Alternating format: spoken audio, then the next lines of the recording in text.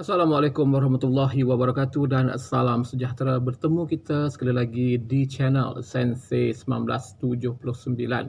Okey, pada hari ini ingin saya berkongsi dengan tuan-tuan dan puan-puan yang berada di luar sana berkenaan dengan benda ni. Pernah lihat benda ni? Pernah lihat? Tak pernah lihat? Ada yang pernah, ada yang tak pernah. Okey, ini nama dia vernier caliper. Okey, vernier caliper. Okey, vernier caliper. Ini adalah vernier caliper. Dan ini pula dinamakan dengan micrometer. Bukan apik G micrometer. Okey, benda ada dua ni. Untuk apa? Tahu tak untuk apa? Hampa tahu tak untuk apa? Okey, kalau tak tahu, dua-dua benda ni digunakan untuk menyukat. Menyukat. Okey, digunakan untuk menyukat. Benda ni banyak digunakan di dalam bengkel kereta ataupun bengkel automotif. Banyak digunakan di kilang-kilang. Okey, jadi tujuan dia adalah untuk menyukat. Kita panggil dia sebagai measurement tool ataupun vernier caliper. Okey, nak sukat macam mana? Okey, nak sukat dia mudah saja. Okey, jadi vernier caliper ni kalau kita lihat, dia ada jaw bahagian sini dan dia ada jaw bahagian sini. Okey, kalau saya tarik, okey, ini dia. Dia ada rahang bawah, dia ada rahang atas, kemudian dia ada deep measurement. Okey. Mana dia tarik? Okey, nampak ni besi ni. Okey, ini nampak ni panjang ni. Okey. Okey. Jadi ini digunakan untuk menyukat. Menyukat yang macam mana? Okey, menyukat. Contoh sekarang ni saya nak sukat apa? Saya nak sukat ketebalan kotak ni. Okey, mesti ada tebal, ada tinggi, ada lebar sebagainya lah. Kita nak check dia punya ketebalan ataupun tinggi kotak ni lah. Nak check dia, boleh tak guna pembaris? Boleh guna pembaris. Tapi bacaan dia tepat ke tak tepat? Hampir tepat. Tapi kalau guna yang ni, lebih jitu. Okey, dengan menggunakan vernier caliper, ukuran lebih jitu. Jadi kita nak ukur dia macam ni kita buat. Okey, nampak? Okey, dah ukur di sini, kita lock di sini. Ini ukuran dia. Okey, ukuran dia. Okey, ini untuk ketebalan. Okey, tak kisahlah apa pun, boleh saja kita sukat. Nak tebal yang ini pun boleh. Okey, kita nak sukat ketebalan yang ni pun boleh. Okey, kita sukat. Okey. Kemudian hujung ni untuk apa? Hujung ni untuk diameter dalaman. Okey, untuk check diameter dalaman. Ini boleh check untuk diameter luaran. Ini diameter dalaman. Macam mana nak check diameter dalaman? Contohnya lah, kalau kita nak mengukur diameter sebuah lubang lah. Okey, contohnya macam ni lah. Okey, sekarang ni kita untuk diameter luaran, kita boleh check dia. Mudah aja check diameter luaran. Okey, kita check dia macam ni. Okey, kita boleh dapat dia punya bacaan. Tapi yang dalaman dia macam mana? Bukan aku nak ambil tali kan, potong kan. Jadi kita check macam ni. Nampak? Okey, ini kita boleh check untuk dalaman punya ukuran. Okey, dalaman punya ukuran. Okey, kita check dengan bahagian hujungnya. Okey. Dan yang ini kita check untuk dalaman. Macam ni kita nak check. Okey, kita check untuk dalaman. Contohnya, berapa dalam lubang ni? Okey, so kita nak check dia macam ni, kita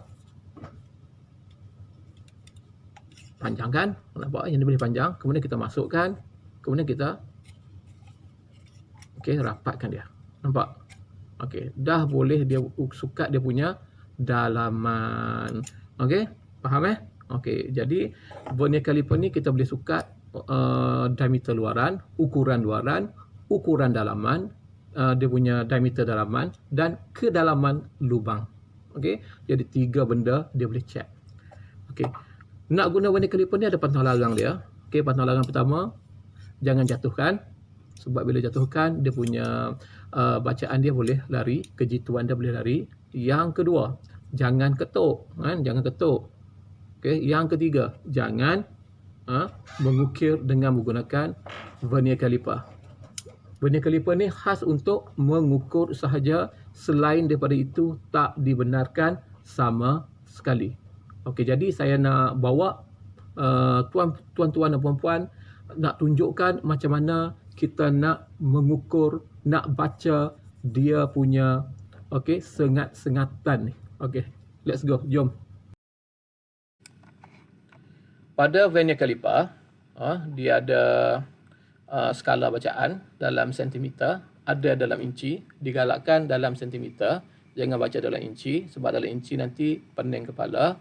Jadi kita baca dalam sentimeter ataupun kita guna metric, jangan guna ampere. Okey, dia sama saja 0, 1, 2, 3 sampailah sini lebih kurang 15. Ini adalah bacaan dalam sentimeter. Okey, dalam sentimeter. Kalau nak baca warna kaliper, kalau kita lihat di sini, dia punya rahang, okey, dia punya jaw bahagian bawah ni tertutup. Bila tutup rapat, bacaan dia adalah kosong. Kenapa kosong? Sebab 0, 1, 2 ni, yang kosong ni bertemu dengan kosong. Jadi bacaan dia adalah kosong. Kosong bertemu kosong adalah bacaannya adalah kosong. Okey. Jadi apabila kita tarik lah, kita tarik macam ni. Tarik macam ni. Okay, bila kita tarik macam ni, bermaksud di sini dah ada ruang. Inilah saiz untuk barang yang kita ukur. Macam mana kita nak baca? Jadi kita nak baca dia, kita lihat pada kedudukan kosong yang bawah ni. Jangan lihat kosong sini. Kita lihat pada kosong sini. Di manakah kosong bawah ni berada? Jadi kosong ni berada di hadapan kosong yang ni dan di belakang 1. Jadi bermaksud saiz ataupun panjang objek yang kita ukur tu tak sampai 1 cm. Jadi kita pun lihatlah 0, 1, 2, 3, 4, 5, 6, 7, 8. Sebab kosong ni berada di hadapan 8, di belakang 9. Jadi dia mesti bacaan dia adalah 0.8. Okey, bila 0.8 itu sahaja pembaris boleh ukur. Tetapi dengan menggunakan vernier caliper, kita boleh tambah lagi 2 digit di belakang. Contohnya 0.123. Contohnya 0.145. Okey, jadi kita boleh tambah lagi 2 lagi nombor di belakang. Jadi di sini adalah 0.8. Bila 0.8, mana lagi 2 tu? Lagi 2 tu kita lihat kepada garis yang belakang ni. Kita lihat garis yang di antara sini sampailah di sini. Okey, kita lihat dia punya garis ini sampai di sini. Kita lihat manakah garis bawah ni yang bertemu dengan garis atas. Yang bertemu, yang tepat bertemu. Jadi kalau kita lihat daripada gambar, okey, simulator ni, jadi di sini tak bertemu. Okey, di sini kawasan sini. Okey, kalau kita lihat betul-betul, kawasan sinilah bertemu. Okey, first daripada 2 hingga ke 5. Okey, daripada 2 hingga ke 5, kita nampak kebanyakan garis bertemu. Salah satunya garis 2 sinilah. Okey, satu lagi di sini dan satu lagi di sini. Jadi kalau kes macam ni, saya nak bagi tahu, kita ambil yang bertemu paling dekat dengan kosong. Kita jangan ambil yang belakang-belakang ni. Oh, sini bertemu, sini bertemu, sini bertemu. Tapi kita ambil belakang ni, salah. Kita ambil yang paling dekat dengan kosong. Okey, kita ambil yang paling dekat dengan kosong. Jadi, di manakah garis bertemu dia? Okey, kita perbesarkan gambar. Okey, bila perbesarkan gambar, kita lihat garis bertemu dia adalah di bahagian 3 hingga 4. 3 hingga 4. Ini yang bertemu. Kalau kita lihat di sini. Okey, bermaksud garis bawah bertemu betul-betul ngam-ngam dengan garis atas. Okey. Jadi kita lihat 0, 1, 2, 3, 4, 5, 6, 7, 8, 9. Kalau kita lihat di sini, dia tak sama macam dekat atas. Dekat atas dia ada 0, 1, 2. Tapi di sini dia ada 1, 2, 3, 4, 5, 6, 7, 8, 9, 10. Tapi di bawah ni dia 2, 4, 6, 8, 10. Jadi sengatan bawah ni dia pakai gandaan 2. Okey, 2, 4, 6, 8, 10 jadilah 1. 2, 4, 6, 8, 10 jadilah 2. 2, 4, 6, 8, 10 jadilah 3. Maksud dia 0.2, 0.4, 0.6, 0.8, 1.